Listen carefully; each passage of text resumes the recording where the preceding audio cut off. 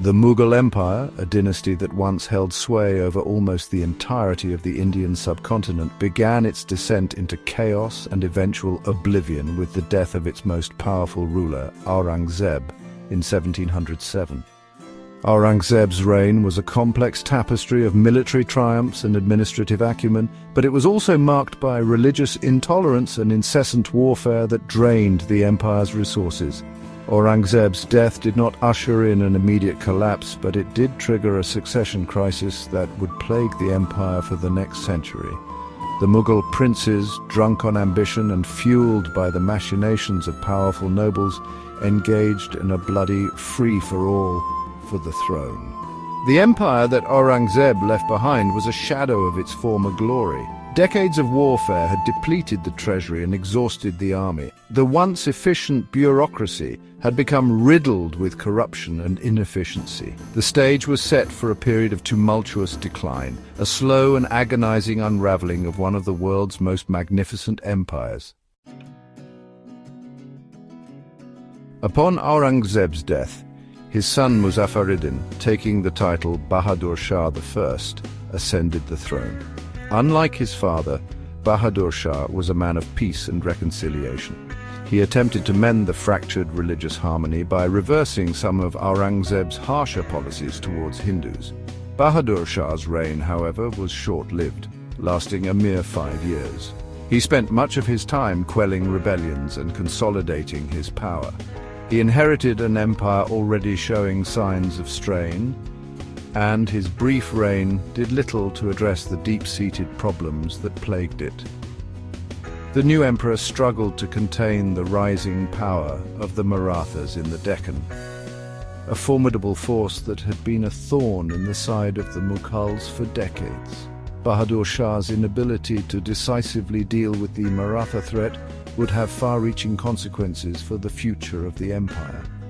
Bahadur Shah's death in 1712 plunged the Mughal Empire into another succession crisis, further weakening its already precarious position. The death of Bahadur Shah I in 1712 triggered another round of bloody succession struggles.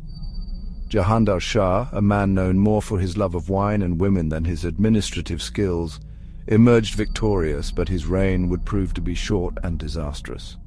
Jahandar Shah was a puppet emperor, his strings pulled by the powerful Sayyid brothers, Abdullah Khan and Hussein Ali Khan. The Sayyid brothers, ambitious nobles who had risen to prominence during the reign of Aurangzeb, used Jahandar Shah as a pawn to further their own interests. Under Jahandar Shah's incompetent rule, the Mughal Empire teetered on the brink of collapse. Corruption flourished, the treasury was plundered, and the once mighty Mughal army was reduced to a shadow of its former self.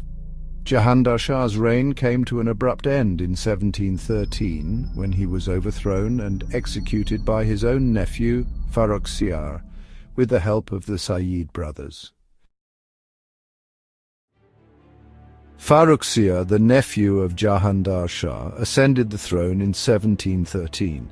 Unlike his predecessor, Farrukhsiyar was an intelligent and ambitious ruler, but he was also indecisive and prone to paranoia.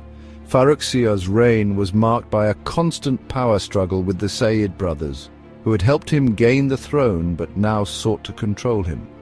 The Sayyid brothers, through their manipulation of courtly affairs and their influence over the Mughal army, held the real power in the empire.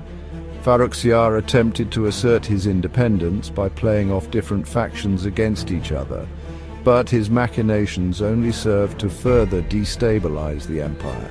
In 1719, the Sayyid brothers, fed up with Farrukhsiyar's attempts to outmaneuver them, deposed and blinded him, placing him under house arrest.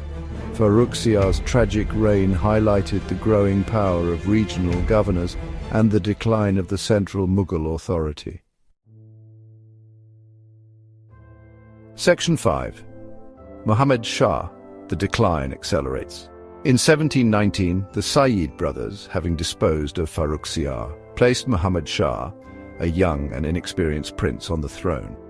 Muhammad Shah's reign, though long, would mark a period of significant decline for the Mughal Empire. Muhammad Shah, known for his love of luxury and his disinterest in the affairs of state, allowed the Sayyid brothers to further consolidate their power. The Sayyid brothers, however, overplayed their hand and were eventually overthrown by a faction of nobles loyal to the emperor. Despite the removal of the Sayyid brothers, Muhammad Shah proved to be an ineffective ruler. He lacked the will or the ability to address the deep-rooted problems that plagued the empire. Corruption and inefficiency continued to flourish, and the Mughal army remained weak and demoralized.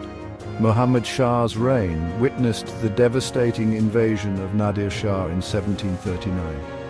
Nadir Shah, a Persian warlord of exceptional military skill, swept through the Mughal defenses, sacking Delhi and carrying away with him the Peacock Throne and the Koh-i-Noor Diamond, symbols of Mughal power and prestige. Section 6. The Age of Turmoil, a succession of incompetent emperors. Following the disastrous reign of Muhammad Shah, the Mughal Empire entered a period of intense turmoil. A succession of weak and ineffectual emperors, often puppets in the hands of ambitious nobles or powerful regional governors, further hastened the empire's decline. The Mughal emperors of this period were plagued by internal strife, external threats, and their own incompetence. They were unable to prevent the rise of powerful regional kingdoms, such as the Marathas in the Deccan and the Sikhs in the Punjab, who challenged Mughal authority and chipped away at the empire's shrinking borders. The Mughal army, once the envy of Asia, was now a shadow of its former self. It was plagued by poor leadership, low morale, and chronic shortages of men and resources. The emperors, unable to rely on their own forces, were forced to rely on the armies of regional governors, further eroding their authority. The once efficient Mughal bureaucracy, crippled by corruption and inefficiency, was unable to effectively govern the vast empire. The decline of the Mughal administrative machinery only exacerbated the problems facing the empire.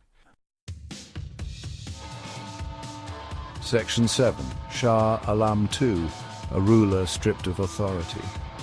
In 1759, Shah Alam II ascended the Mughal throne, but his reign would be marked by tragedy and humiliation. Shah Alam II, though a man of some ability, inherited an empire in its death throes. The Marathas, now the dominant power in northern India, inflicted a crushing defeat on the Mughals at the Third Battle of Panipat in 1761. The Mughal defeat at Panipat shattered any remaining pretense of Mughal power and prestige.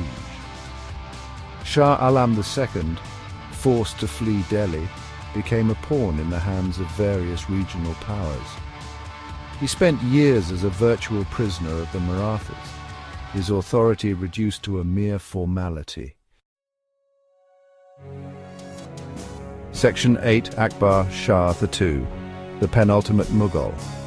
Akbar Shah II, the son of Shah Alam II, ascended the throne in 1806.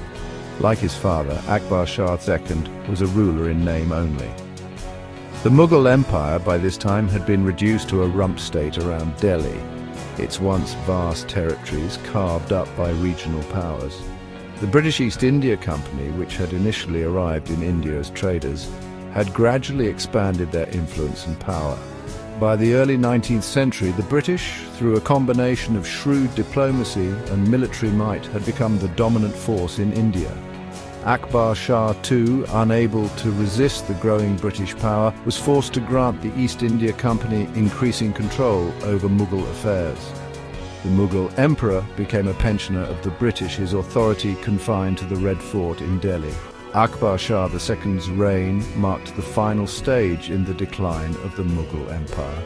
The once mighty emperors of India were now reduced to figureheads, their fate in the hands of foreign traders. Section 9. Bahadur Shah Zafar, the last emperor and the end of an era. Bahadur Shah Zafar, the last Mughal emperor, ascended the throne in 1837.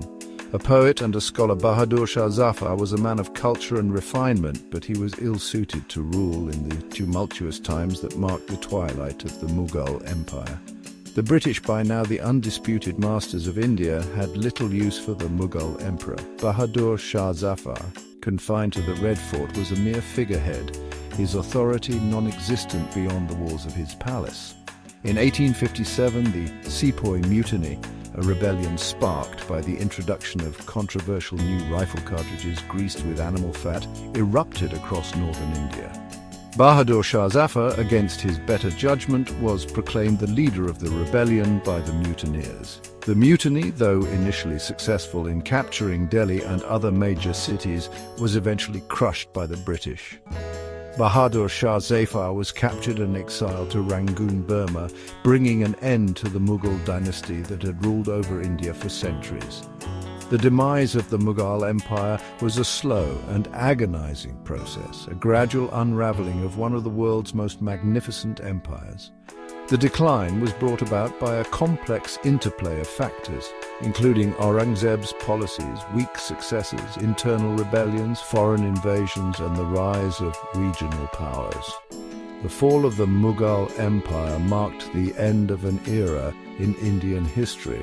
It paved the way for the rise of the British Raj and had a profound impact on the political, social, and cultural landscape of the Indian subcontinent.